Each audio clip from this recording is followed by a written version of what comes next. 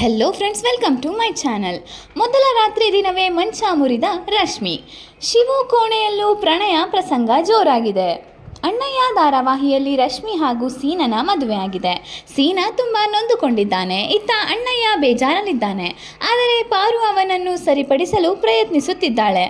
ಅಣ್ಣಯ್ಯ ಧಾರಾವಾಹಿಯಲ್ಲಿ ರಶ್ಮಿ ಮೊದಲಿನಂತೆ ಇರುವುದಿಲ್ಲ. ಇನ್ನು ಮುಂದೆ ಅತ್ತೆಯ ಕಾಟ ಸಹಿಸಿಕೊಂಡು ಸೀನನ ತಿರಸ್ಕಾರವನ್ನು ತಾಳಿಕೊಂಡೇ ಬದುಕುತ್ತಾಳೆ ಎಂದು ಪ್ರೇಕ್ಷಕರು ಅಂದುಕೊಂಡಿದ್ದರು.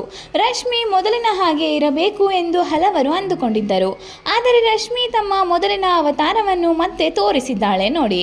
ರಶ್ಮಿ ಹಾಗೂ ಸೀನನ ಮೊದಲ ರಾತ್ರಿ ದಿನವೇ ಇಬ್ಬರು ಜಗಳ ಮಾಡಿಕೊಂಡಿದ್ದಾರೆ. ಶಾಸ್ತ್ರದ ಪ್ರಕಾರ ಮೊದಲು ಸೀನಾ ಕೋಣೆಯ ಒಳಗಡೆ ಹೋಗುತ್ತಾನೆ. ಅದಾದ ನಂತರದಲ್ಲಿ ರಶ್ಮಿ ಹಾಲು ಹಿಡಿದುಕೊಂಡು ಹೋಗುತ್ತಾಳೆ. ಅವಳು ಹಾಲು ಹಿಡಿದುಕೊಂಡು ಒಳಗಡೆ ಹೋಗಿ ಹಾಲಾದ್ರೂ ಕುಡಿ ಎಂದು ಹೇಳುತ್ತಾಳೆ.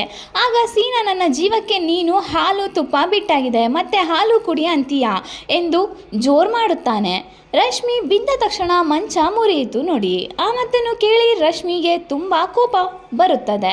ಅವರಿಬ್ಬರ ನಡುವೆ ಇನ್ನಷ್ಟು ಮಾತುಕತೆಯಾಗಿದೆ. ಇಬ್ಬರನ್ನು ಕಂಡರೆ ಇನ್ನೊಬ್ಬರಿಗೆ ಆಗದು ಎನ್ನುವ ರೀತಿಯಲ್ಲೇ ಅವರು ಮೊದಲಿನಿಂದಲೂ ಇದ್ದಾರೆ, ಈಗಲೂ ಹಾಗೆ ಇದ್ದಾರೆ. ಹೊರಗಡೆ ಸೀನನ ತಂದೆ ತಾಯಿ ಮಲಗಿರುತ್ತಾರೆ. ರಶ್ಮಿ ತನಗೆ ಬಂದ ಕೋಪಕ್ಕೆ ಅಲ್ಲಿಟ್ಟಿದ್ದ ಹಣ್ಣಿನ ಬಟ್ಟಲನ್ನು ತೆಗೆದು ಸೀನನಿಗೆ ಎಸೆಯುತ್ತಾಳೆ. ಅದು ತಪ್ಪಿಸಿಕೊಂಡು ಗೋಡೆಗೆ ಹೋಗಿ ತಾಗುತ್ತದೆ. ನಂತರ ಕೋಪ ಮಾಡಿಕೊಂಡ ಸೀನಾ ರಶ್ಮಿಯನ್ನು ತಳ್ಳುತ್ತಾನೆ. ಅವಳು ಸೀನಾ ತಳ್ಳಿದ ತಕ್ಷಣ ಮಂಚದ ಮೇಲೆ ಬೀಳುತ್ತಾಳೆ.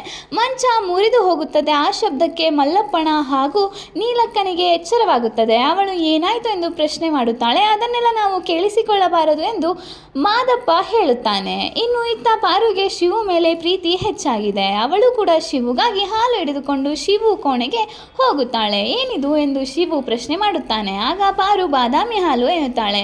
ಶಿವು ಇನ್ನೊಂದು ಲೋಟ ತರಲು ಹೋಗುತ್ತಾನೆ. ಆದರೆ ಪಾರು ಅವನನ್ನು ತಡೆಯುತ್ತಾಳೆ. ಈ ವಿಡಿಯೋ ನಿಮಗೆ ಇಷ್ಟವಾಗಿದ್ದರೆ please like, share and subscribe ಮಾಡಿ.